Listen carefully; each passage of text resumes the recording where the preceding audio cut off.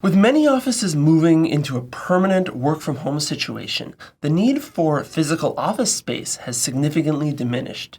Now, this reduction of people in the office has led businesses to the obvious question of whether or not they should move their IT infrastructure into the cloud as part of this reduction. Of course, this directly affects business intelligence. Where should that live? For enterprise use, you have the option of managed or SaaS-based cloud BI. You have self-hosted cloud BI or on-premise. Let's talk about some of the pros and cons for each. And remember, the cloud is just someone else's computer. I know that's true because I found it on a shirt. I'm Jeff, and this is Off the Charts with Jeff.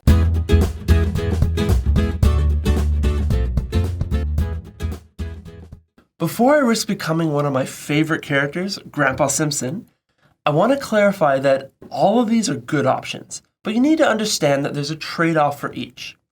Although it might seem as I go through this that I'm trying to present a bias towards any of these, I'm really not. I'm going to break these down using these methods. So let's talk about a definition, cost, maintenance, reliability, scalability, and what I'm going to call considerations.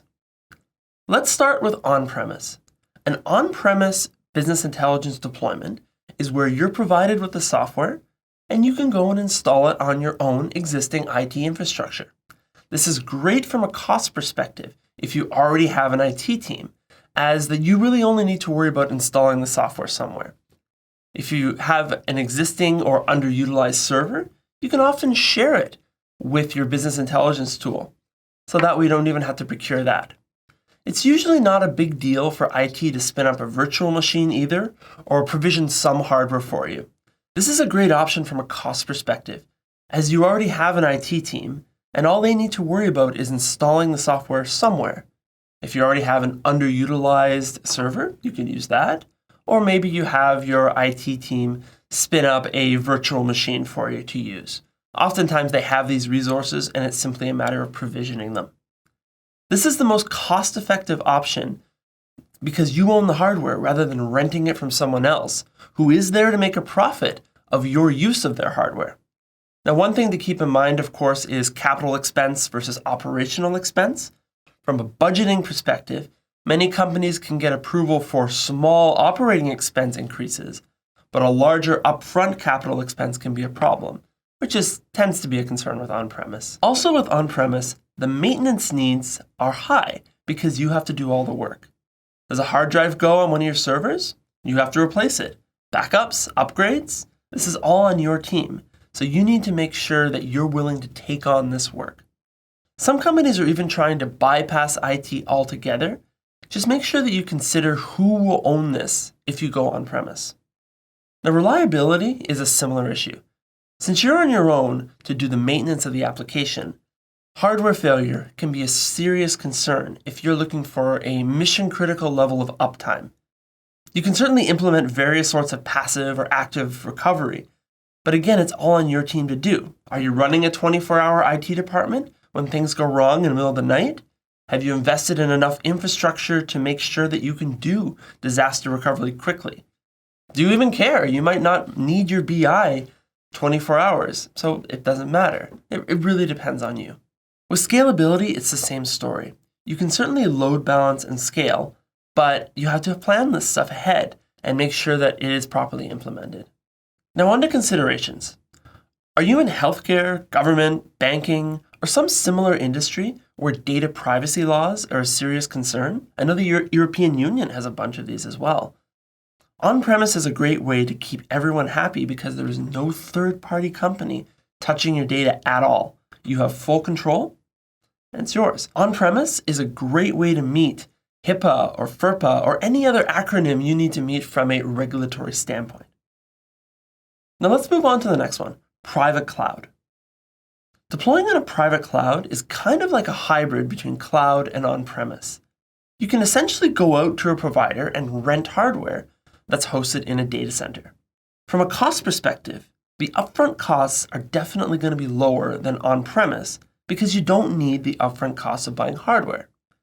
Now, this is a tricky one if you're going to be researching this, as there's a lot of clearly sponsored articles out there stating that cloud in general is less expensive than on-prem. And I don't believe that's the case. IT and hardware are a requirement in both cases, but now you're paying a go-between to do the management. And you can bet that there's going to be a markup. Now, from what I've seen, the cloud's short-term costs will be lower, but the long-term will be higher since you are paying that markup over time. When it comes to maintenance for a private cloud, many assume that you don't need to do anything, but that's not really the case. Your cloud provider will manage the hardware, but you still need to maintain the software, so you're still going to need some IT involvement. And when it comes to reliability, this one is really nice with the cloud in general, because it's not on you to deal with things like hardware failure.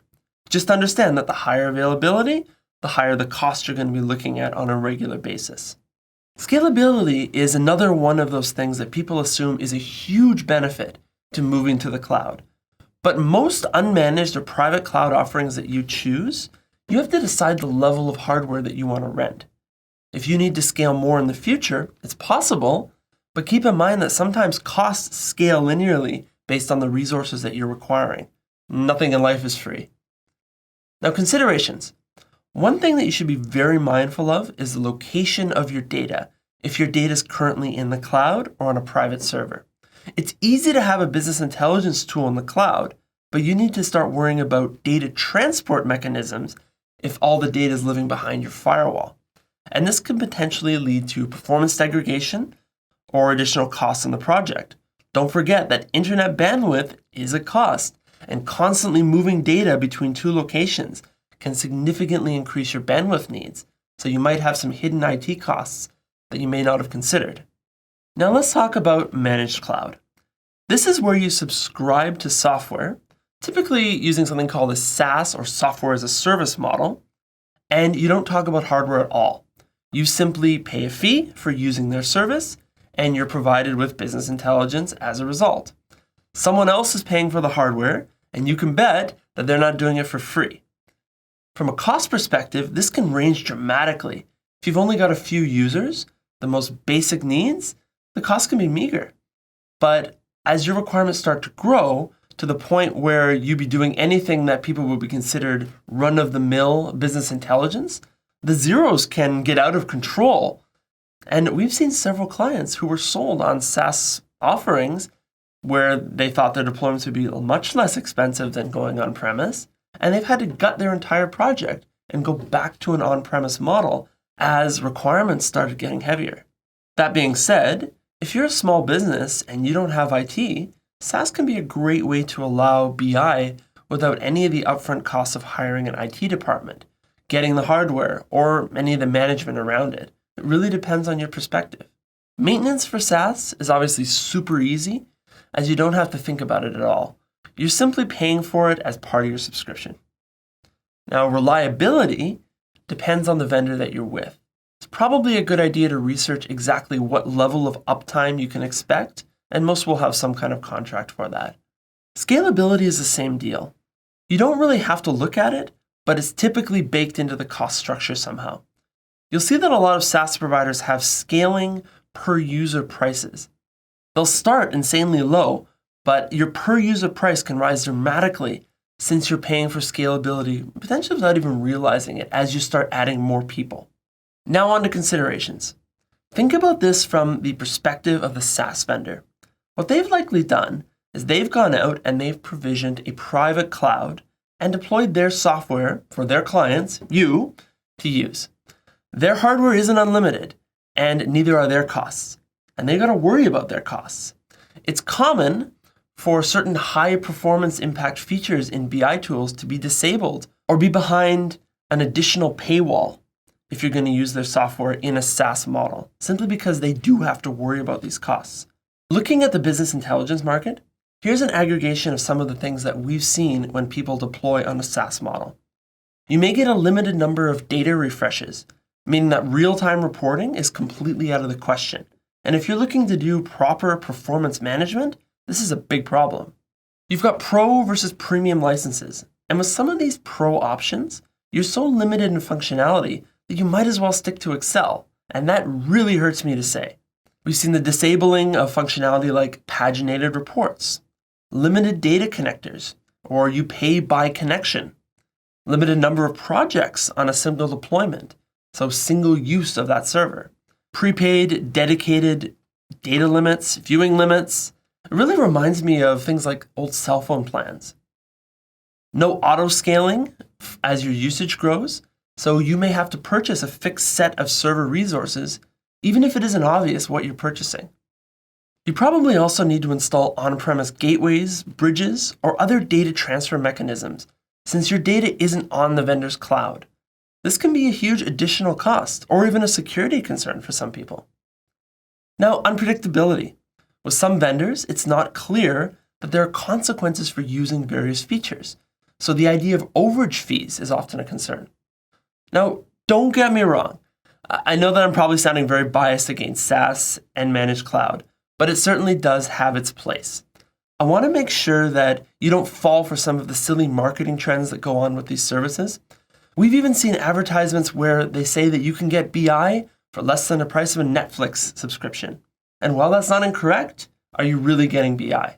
I hope that this video helps you weigh the different pros and cons for each of the offerings available, as each really does bring a different set of options to the table.